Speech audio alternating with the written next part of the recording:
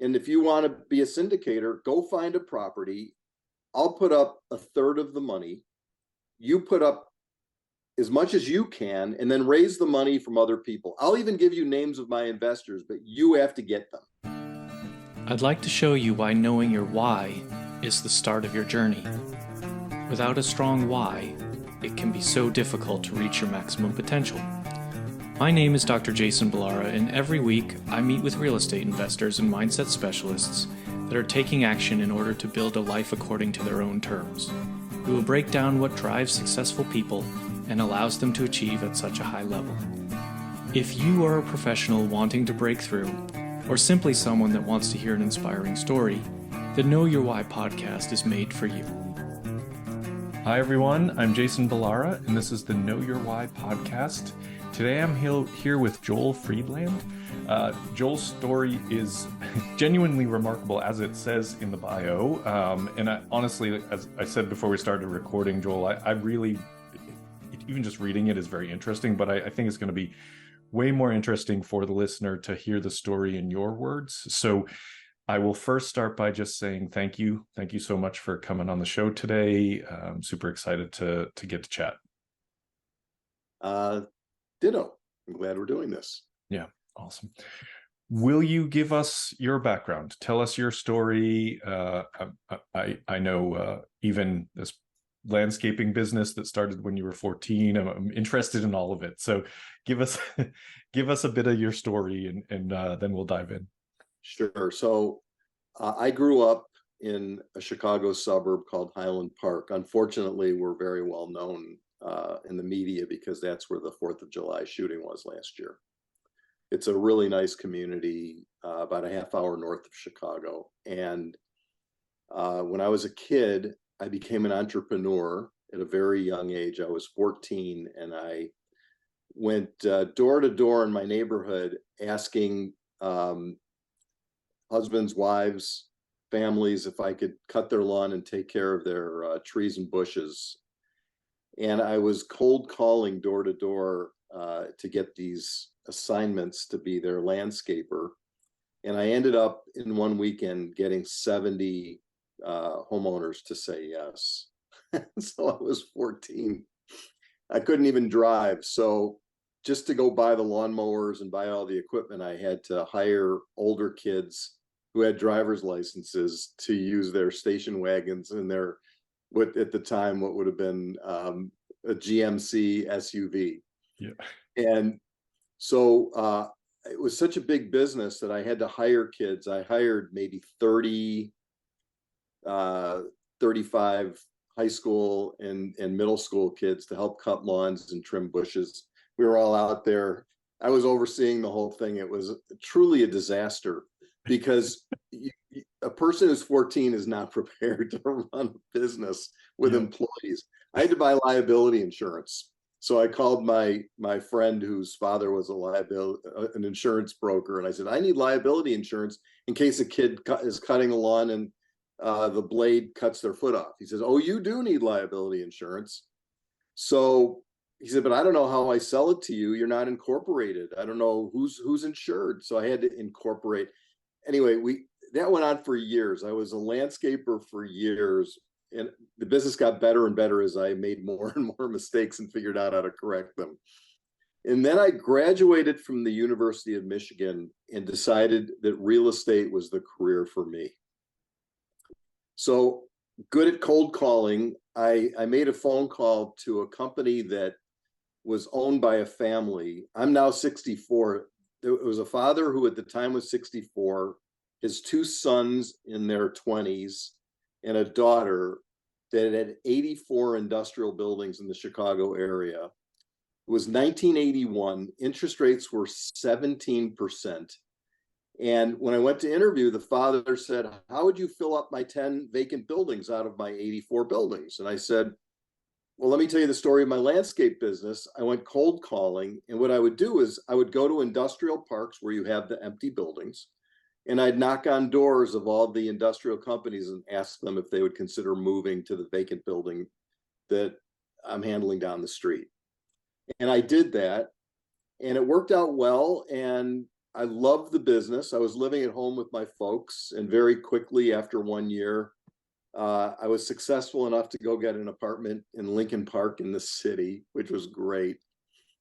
And I worked for this family, and they were my mentors. They were amazing. Steve Podolsky was the name of the son, and a fellow named Richard and the dad Milt took me under their wing, and they taught me the business, and I became a real estate person over a 10-year period that really picked up a lot of the ins and outs of leasing and selling, and talking about financial statements and what companies do in the building, what kind of products they manufacture or distribute, because industrial is a business where the buildings house companies that make things with machines. Yeah.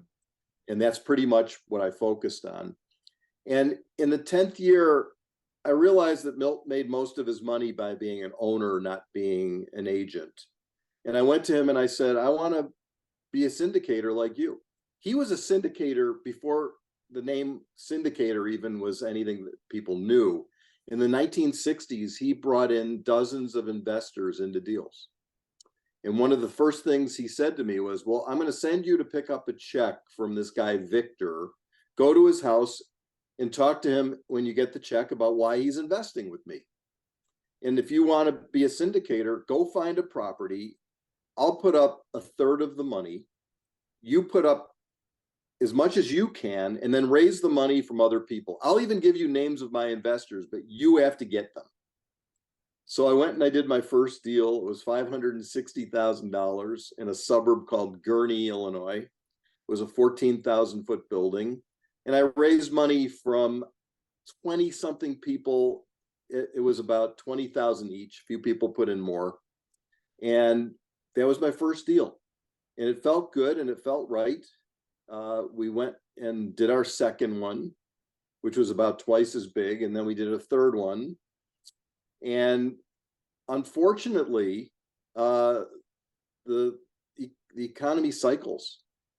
And right when I did my third deal, it cycled down. Got worse than I had seen it even in 1981. It was worse because we were owners of buildings and we had risk on the table. In 1981, I witnessed it as an agent, but I was only spending my time, not investing our money. So I learned, what do we do to be safe so we don't lose people's money? And I started doing deals with a very low amount of leverage. And then in 2008, well, first of all, I started my own business. I left the Podolsky family. I wanted them to adopt me, and they said no. So I went with 3 other guys and we started our own business. We called it Epic Savage. My partner actually was a guy named Lou Savage who lived in LA, probably not too far from where you are now. His 2 kids were on TV. One son had a TV show called The Wonder Years, and the other son had a show called Boy Meets World. Yeah. I know who you're talking about. Yep. Fred Savage. I guess I don't know the other one's name, but when you said that, I was like, why? I know that name. For Congress. Ben's running for Congress, probably in your district. No. So that was one of my 4 partners, and he was in Chicago originally, but because his kids were on TV, he and his wife and his daughter and 2 sons moved to LA. And he sort of handed off his investors and his clients to me. So that gave me a really good running start when we started the business. He was only there for about 7 months before he moved to LA to be with his family. And over the years, we bought or developed about 85 buildings up until 2008. And in 2008, when the global financial crisis hit, I had 108 loans, all with guarantees. I had dozens and dozens of buildings. I had hundreds of investors, and the whole thing was imploding in front of me. Just everything went bad. Tenants were asking for rent reductions. They were going out of business. If we had a vacancy where a lease was coming up, a tenant would move out of a building and it would be vacant. And unfortunately, in industrial, in our world, they're single tenant buildings. And in a tough time, if you have debt on a building where it goes vacant, you can't pay your mortgage because there's no rent coming in. It's not like multifamily or self-storage where you got lots of tenants, and if one or two leave, you're okay. So it was a struggle. I fell into a deep emotional depression. And see that couch back there? Yeah. I was on it and couldn't get off it. And I was so deeply injured emotionally that I can't say for sure because I thought about it. I was probably suicidal to some degree. And my wife sat in that chair and made sure that I didn't go in the bathroom and take pills. I'm very conscious of the emotional toil that an economic mistake that affects your family and how you're living your lifestyle and who you are and your reputation, what that can do to a person. I learned the hard way. And after that, I decided I was going to do deals with no mortgages as a way to be safer. So that's my story. And lately, I've been doing deals with either very low mortgages or no mortgages at all industrial buildings, all manufacturing buildings. Okay. So much to unpack there.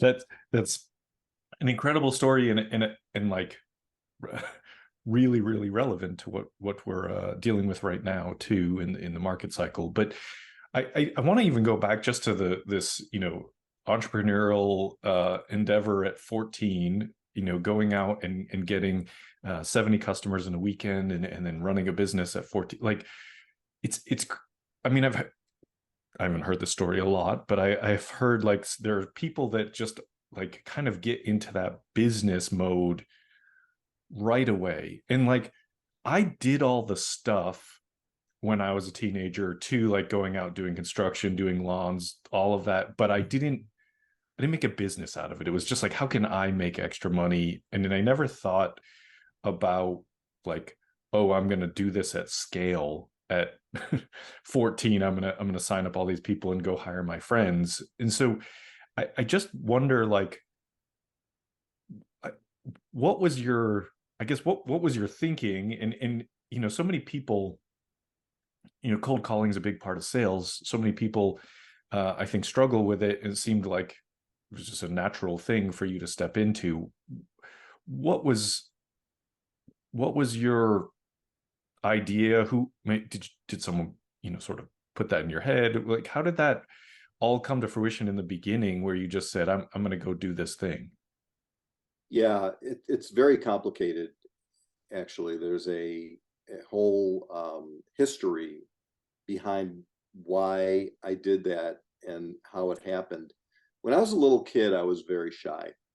Sometimes you have a kid who just sort of hangs on to his mother's dress or his mother's, whatever she's wearing. I was a very shy kid.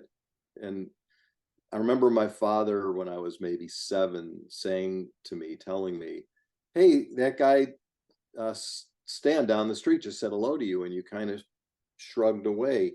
He said, when someone says hello, you need to look at them in the eye and you say, hello, hi. I didn't even know how to do that. I was so shy and just not confident. And as I got older, I really didn't get that much less shy until I was really in middle school. And in middle school, for whatever reason, I can't even tell you what happened. I saw that some of my friends' parents had their own businesses, and that my parents, my dad was a psychologist, and my mother was a psychiatric social worker who saw people counseling, did counseling. And we didn't have a lot of money, and some of the neighbors and some of the other people had these businesses, and one guy bought a farm in Wisconsin, and another one went on trips to Florida for Christmas break, and I hadn't even been on an airplane. We were a family that stuck close to home. And I saw that these few people that I admired had their own businesses. And I actually went and talked to them. And I said, I'm thinking of starting a lawn business because I need spending money. When I want to buy something, my parents often say, no, we don't have the money for that. And I went to see this one guy in particular down the street, and he was in a business.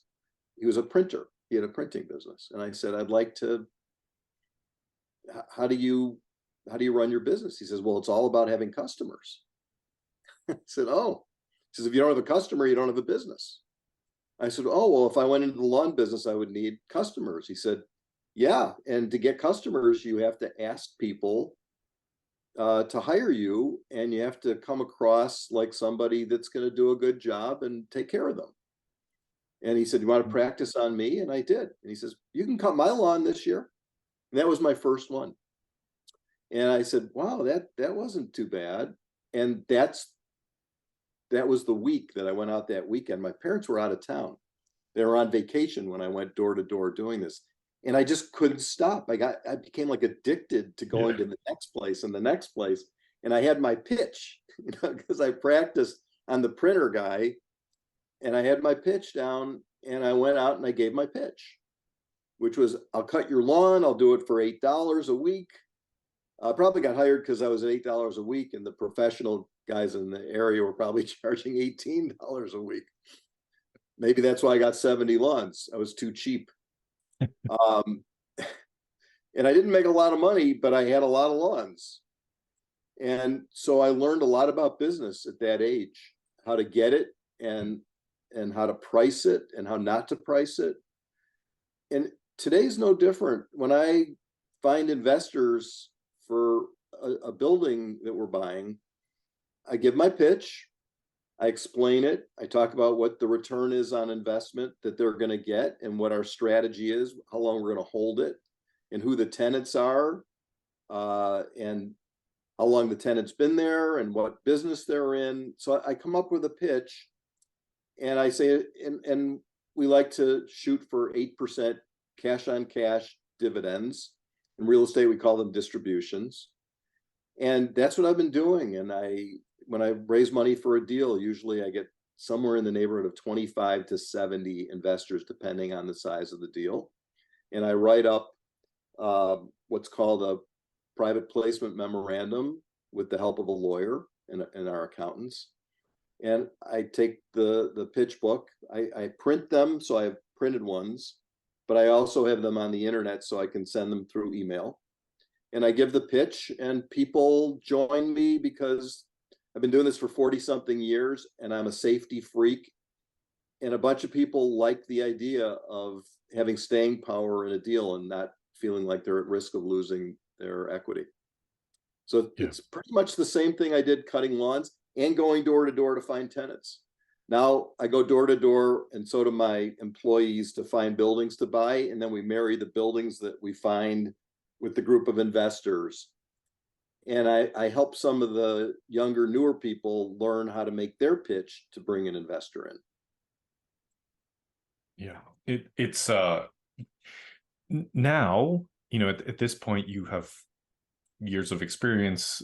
It's your pitch is probably a whole lot easier, but the fundamentals essentially of making that pitch, presenting your business or your real estate opportunity, whatever it is, like the fundamentals don't necessarily change. I think that's just really a fascinating story, and sort of, well, it's fortunate that you had people to go to, but also the I guess initiative to go out and seek out mentors, and find people that you saw that they had businesses, they were doing this, and kind of go in and just actually talk to them about it, and what do you do. And I think there's a lot to be learned, not just for 14-year-olds, like for really kind of anybody that is looking into getting into business or real estate or otherwise. So you've been through a couple of downturns. Four downturns. So you said that at one point this was before 2008. So the first one you sort of talked about was where it kind of shifted your focus on debt to something much lower leverage. When was that? After 2008. Okay. After 2008, I decided that I don't have the tolerance for the kind of emotional turmoil that I went through in 2008. And I felt that there were probably like-minded people who feel really terrible when they lose money. And I'm not looking for people who want to get rich. I'm looking for people who have money that they've earned over the years or inherited or whatever, who just don't want to lose it. That's what's most important to the group of investors that I have. They want to make a good return. They want a good deal, but they have so many choices of where they can invest their money, whether today it's in treasury bills at 5.25% or higher, short term, or long term treasury bonds at 4.8%. I have to know what it is that they're looking at as an alternative. Stocks, a lot of economists think that the market is at a very high multiple and that there's a likelihood that there's going to be some sort of a correction. Bonds. So it's really a matter of each person figuring out what their portfolio needs to look like, often with the help of a professional advisor. And what I bring them is a level of diversification into something that gives them current income right away, that goes on for a long period of time, that theoretically escalates every year. That's our rents in our industrial buildings have escalators on an annual basis.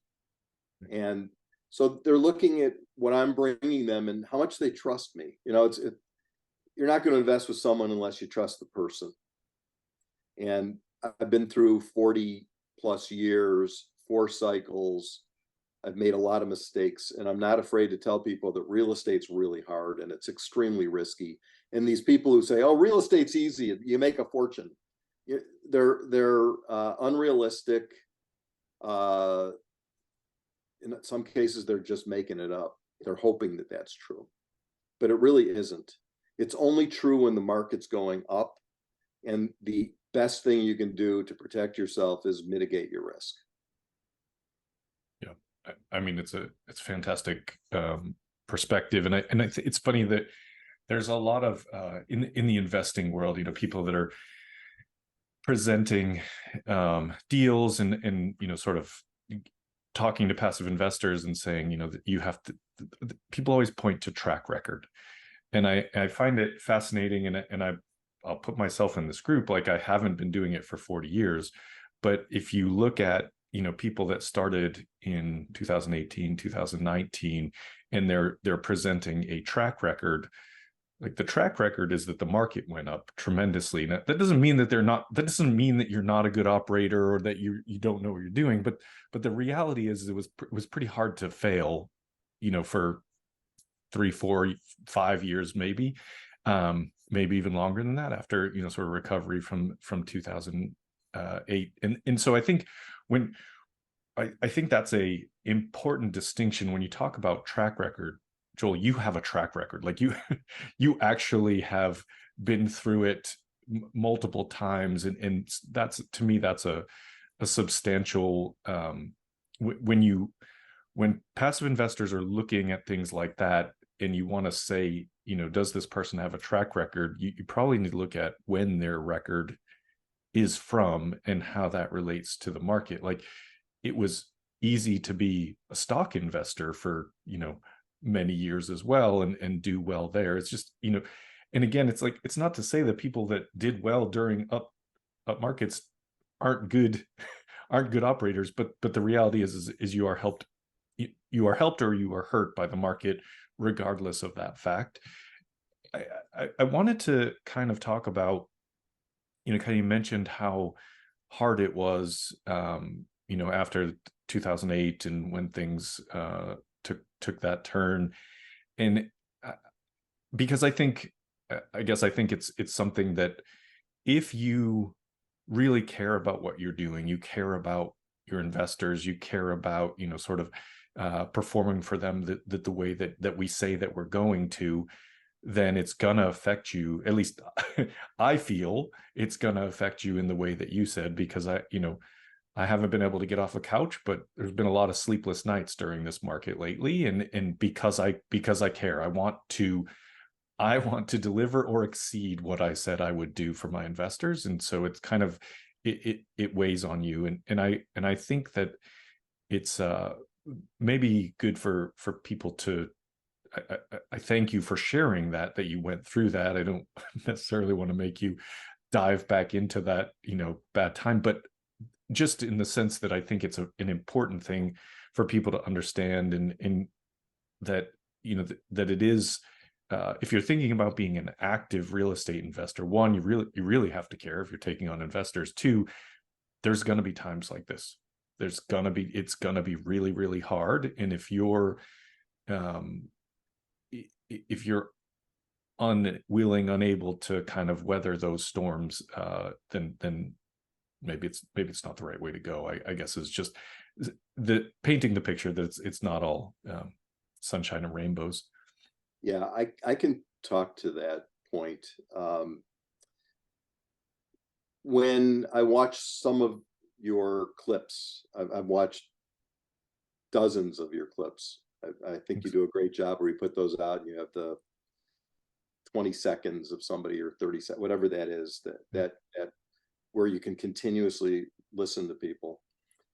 What really grabs my attention is when someone talks about a challenge, not how great they are, but a challenge, like something that was really difficult for them and how they overcame it.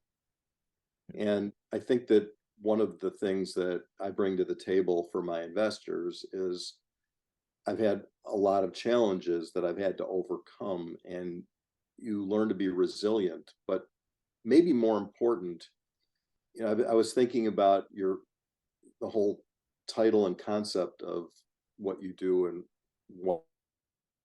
why we do things. Yeah. And the why, in my case, I could talk about that, is having really good judgment. Because what puts you on the couch isn't when you make a mistake. It's when you're ashamed of something that you did. Because shame is what causes depression, in my opinion. Sometimes it's chemical, right? There are people who they have a chemical depression problem, and I recognize that. And I think that you can create a chemical depression where you spiral down. And the way for me to avoid that is to have really, really good judgment. So what I've tried to figure out is what's the construct to have the best possible judgment. And the answer I've come up with is to have a group of very capable, smart people as advisors. So I've created an advisory group of 8 investors who are in my deals. And what I do is I talk to them individually and then at the end as a group, where I say to them, throw me the toughest question about this new deal. Try to trip me up and figure out why we shouldn't do this deal. And if I do that much homework and that much due diligence, including hiring people to do inspections, hiring HVAC contractors to check out all the equipment, hire a roofer, make sure there's not flooding, understand the zoning, understand the municipality and where they may throw some hurdles at us. Just understanding the details of a deal and having good judgment. And in order to have good judgment, one of the guys says, the best way to get a good answer is to ask the best question. So you want to have great questions that really, a question is half the answer already. If you don't ask the question, you miss the whole thing. Yeah. So these 8 advisors have been really helpful. I actually have not bought properties where I've spent upwards of $40,000 or $50,000 on due diligence, because after doing all that homework, that's when you find out something's wrong. You don't go buy the property because you spent $40,000 on due diligence. If it turns out to be the wrong property, you lose the 40 and you're glad you're not going to lose everybody's million by doing something stupid. Right. And my old mentor, Steve Podolsky, who I worked for in 1981, is one of my top advisors. He still invests with me, even though I left the family business, and he stayed obviously with his family, but he and I stayed friends, and he's a great advisor. I have a 96-year-old advisor who's been in real estate for 60 years. And these are just two of the members of that advisory group. There's a woman by the name of Brene Brown, who is a very well-known. My wife loves her. She's fantastic. My wife is like, listen to this Brene Brown podcast. Listen, like, she loves her, and so I get those clips from her. Yeah, she's great. She's brilliant. Great, and her specialty is really talking about vulnerability and shame and where it comes from. And I take walks sometimes at night in my neighborhood, and I put my headphones on and I listen to Brene Brown. And the message that I've gotten from her is we're all vulnerable. We're all going to make mistakes. We're all going to have things happen that are not going to be favorable to us. But you have to recognize that being vulnerable is not being weak. Being vulnerable is being strong. And so vulnerability to me is everything. And when I talk to my investors, I say, there's a risk you could lose money. Even with no mortgage, there's still a risk. Everything doesn't always go our way. And we have tremendous staying power, but we're not perfect, and bad things can happen. Tenants go bankrupt, and there could be a tornado, or there could be a downturn in the economy. And if we can avoid the shame, and we can avoid feeling like we made a stupid, impulsive decision. Impulsivity is the worst thing. People who are impulsive are essentially, in my opinion, in real estate, if you're impulsive in real estate, you're nothing different than a gambler. You're a compulsive gambler if you keep buying things without knowing exactly what you're getting into. And that's where I think the mistakes are made. It's just not doing enough diligence and homework. If you do the diligence and you do your homework and something goes against you and you're vulnerable and you say, hey, I did my best, and you admit the mistake as fast as you can and you apologize to whoever's affected. That's what I believe in. I don't think you end up back on the couch if that's the approach. It's not, hey, I'm the biggest guy and I got the fanciest car and I got a jet. You know, those guys, many of them are going to be in big trouble because that's a bunch of BS for the most part. The ones who talk about the fact that there's real risk and there's downside, and if we're lucky and we do things right, it'll be great. And if we're unlucky, it could be moderate, not great, or it could turn bad. And I just want people to know that. And I want to make the best decisions possible. And that's my passion, is having good judgment and not being impulsive. Because I have a tendency, I went out and got 70 lawns in 2 days. I can be very impulsive. I hired 30 kids. I can be very impulsive. That all happened in a week. I cold called Milt Podolsky and told him I was going to go cold call in industrial parks. And then I did for the next few months. That was like an impulsive move. It wasn't planned. And sometimes that's good.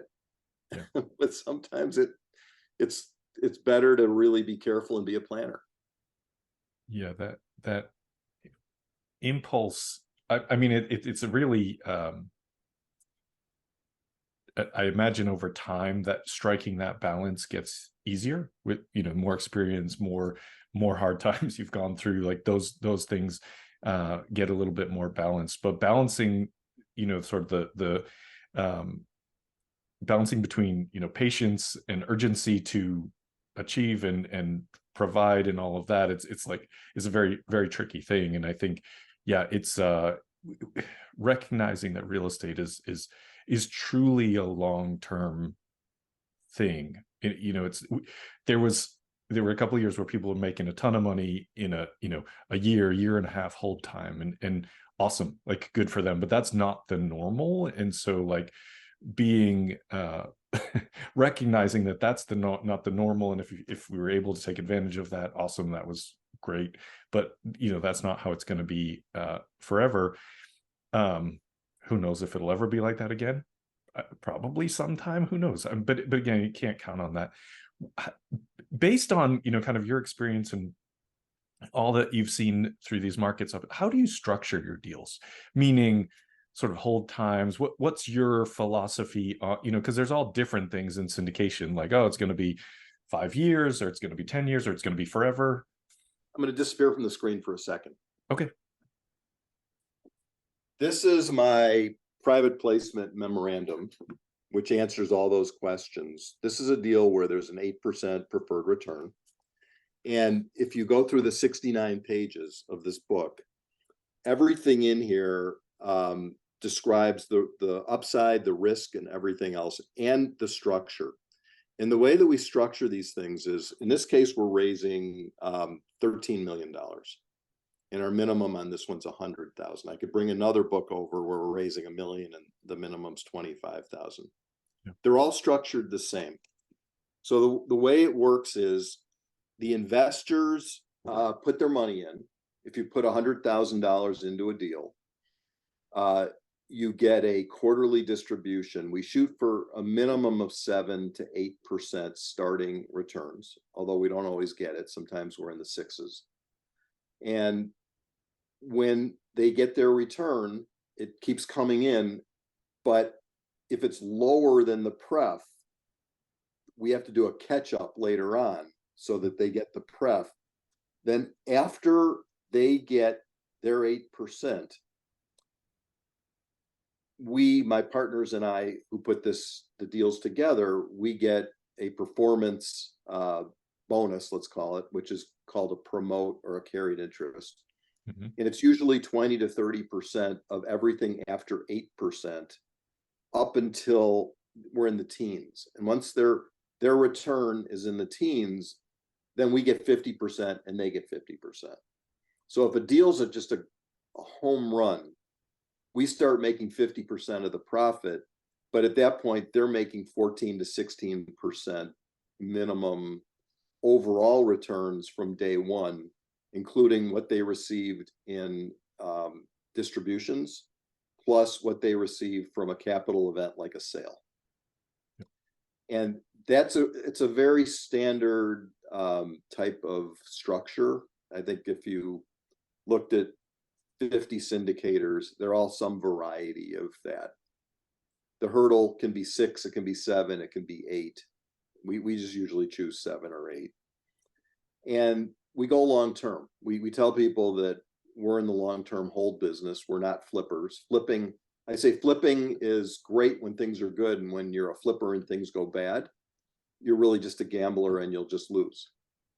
So let's not be flippers. But if we buy a property and the next door neighbor, who's a manufacturer, needs to expand, and we buy a building and our tenant's leaving in a year, we cold call the neighbor before we buy it. We say, hey, we're buying the building next door. And the neighbor might say, hey, I didn't know it was for sale. And we say, oh, yeah, well, we've got a year left on the lease. I had one situation where we paid $3.5 million for a property, and the day we went under contract, I showed it to someone in the neighborhood, a manufacturer who's in the meat business. And he looked at it and he said, I'll pay you $5 million for it. I must have this building. We didn't buy it to sell it. We bought it to keep it. But we know the neighbors, and that's called the user sale as opposed to selling to an investor. We're not selling on a cap rate.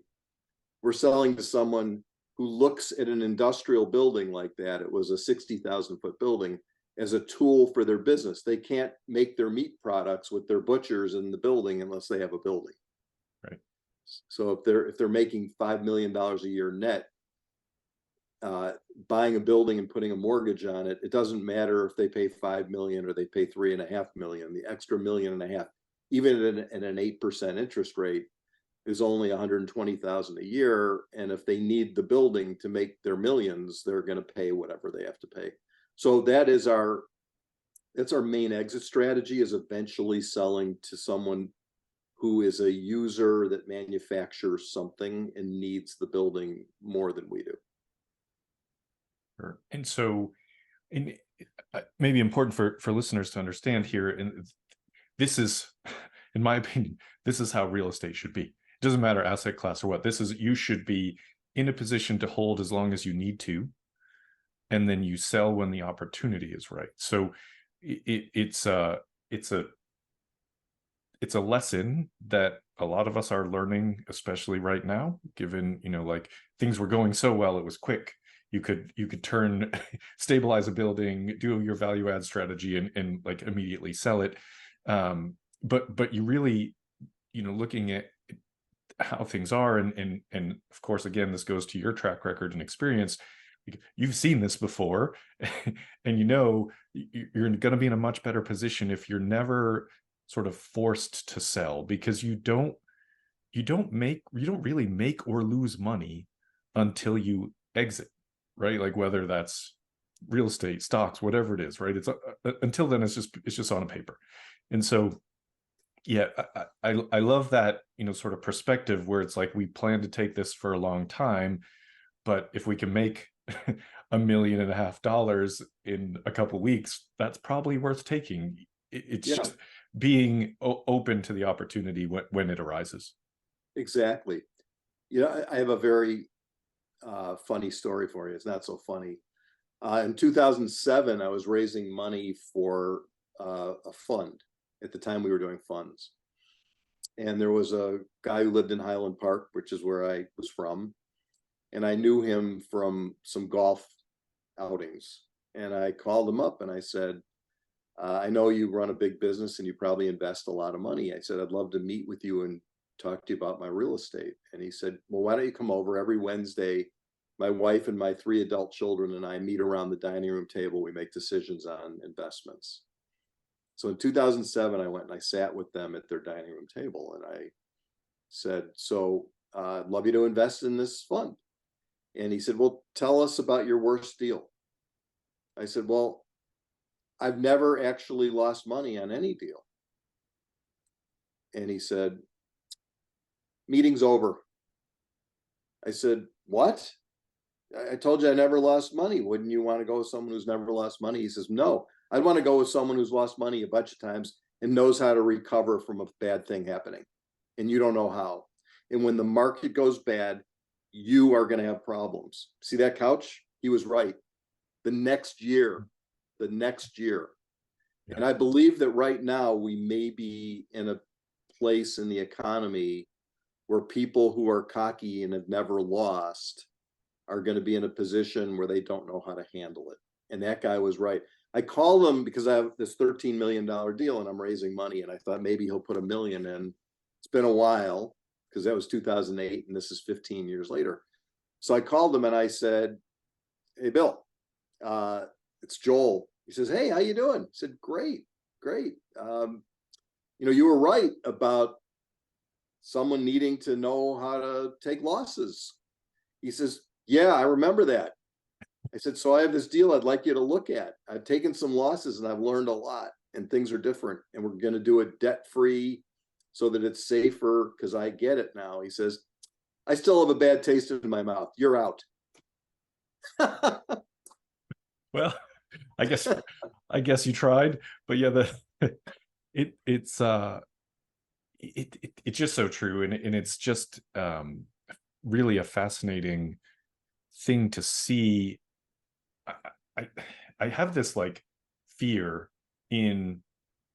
I mean, you listened to some things you said. I'm a veterinarian. A lot of my friends, colleagues, and including investors and private, they're veterinarians, and it's a profession where we don't get a lot of financial education, I guess, which is probably an understatement, but that's kind of the reality of it. And so it's within my mission to educate and share these opportunities with other vets.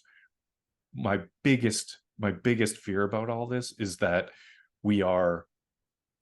people are going to see some deals go bad, whether they're veterinarians or whatever, and just stop investing. And it's like, that's that's the worst thing you can do, is have one go bad and just say, I'm done, like I'm not doing this anymore, because then you've only suffered the loss. Like you have to keep you have to stick with it and realize that there's going to be some ups and downs and wins and losses, and learn from each one, whether you're, actively or passively investing. It's that I believe that to be true. And I feel like your story and your kind of experience just reinforces that for me anyway. Yeah, there's an old saying, it's not how many times you get knocked down, it's how you get back up after being knocked down, and what you learn from it, and how you can get back up the next time even better. Yeah. And that's really what you're talking about, is people who have losses. Of course they're going to have losses. Nothing, no tree grows all the way to the sky. There's a limit. And sometimes it gets struck by lightning in a storm, and it's nobody's fault. Boom, bolt of lightning, beautiful tree comes down. It happens, and you have to figure out, well, am I going to plant 2 new trees there? And what kind of trees are they? Are they oaks or are they maples?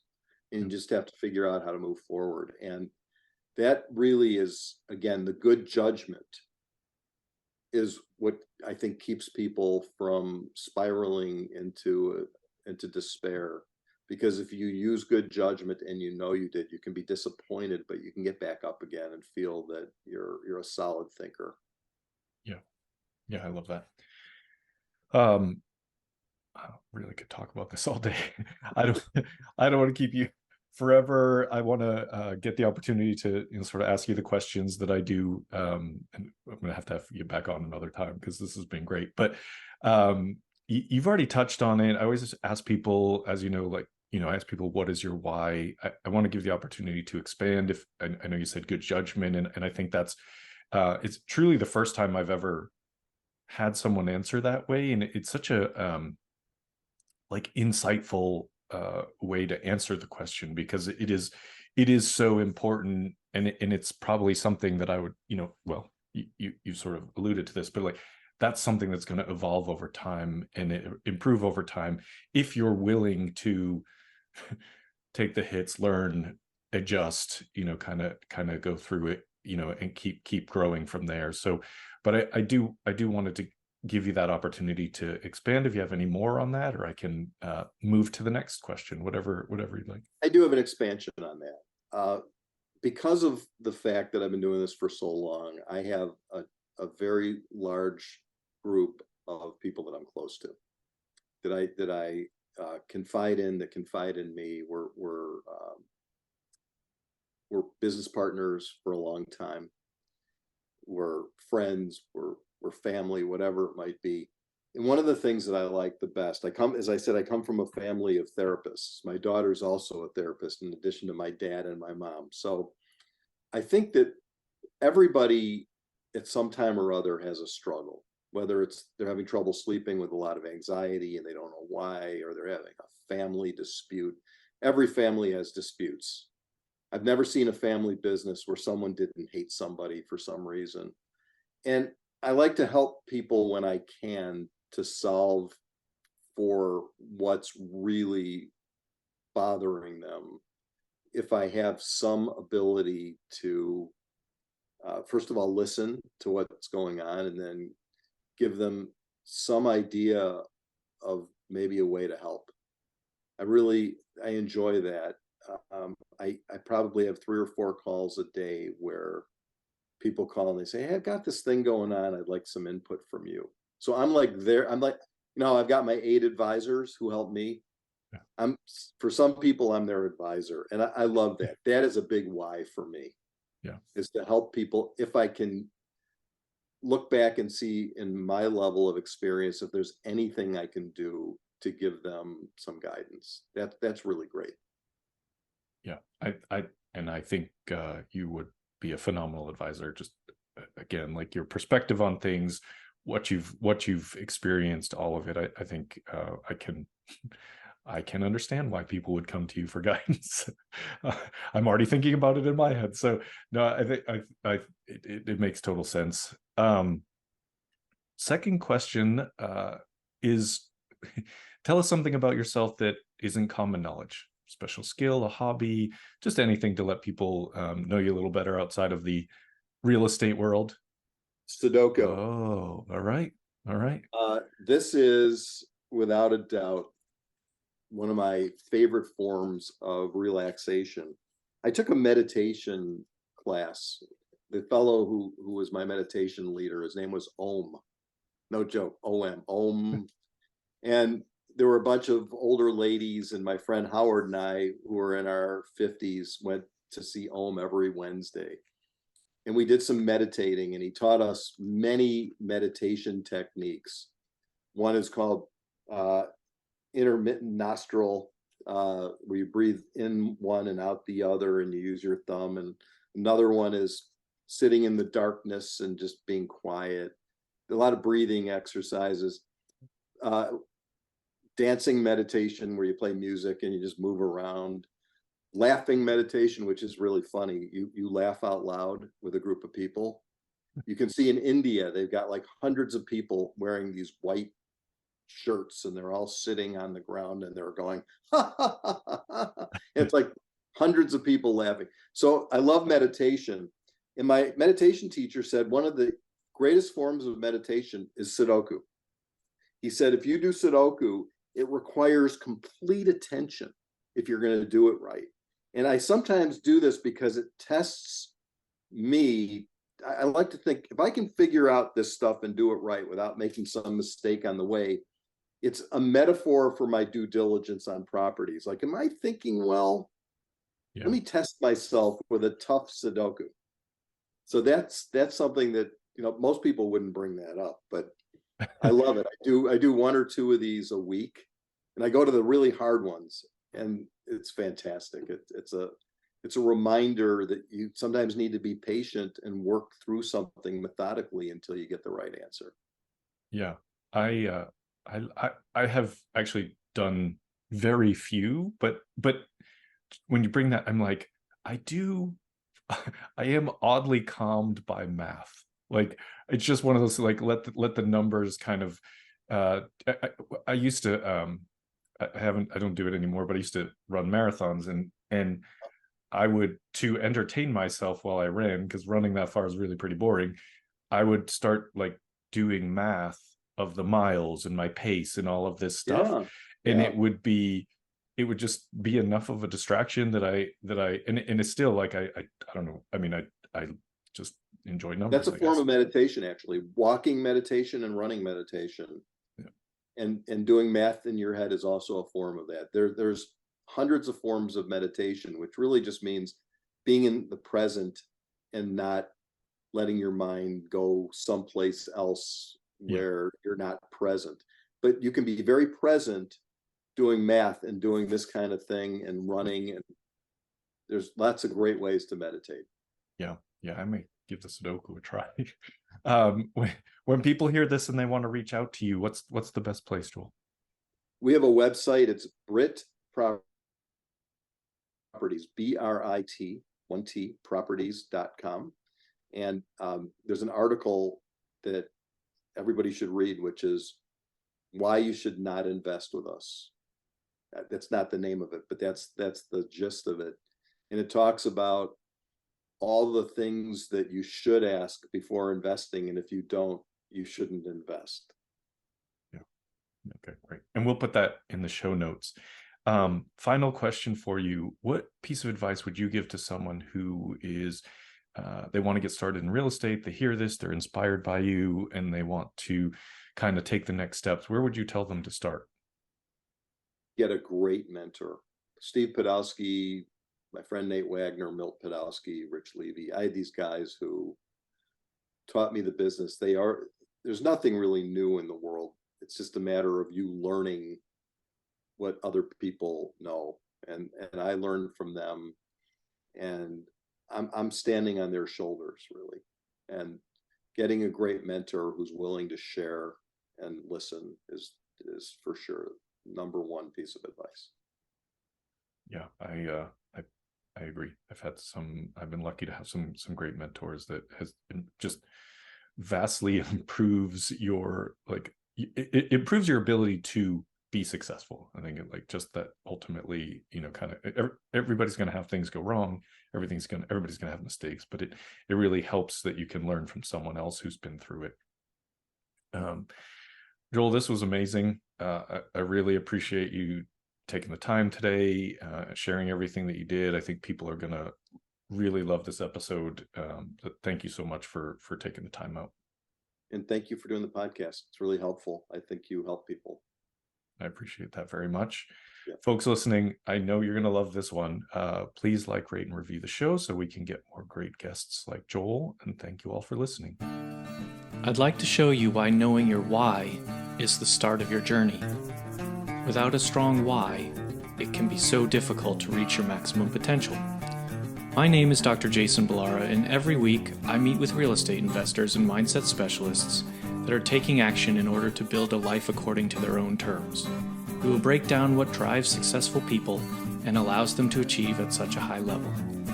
If you are a professional wanting to break through, or simply someone that wants to hear an inspiring story, the Know Your Why podcast is made for you.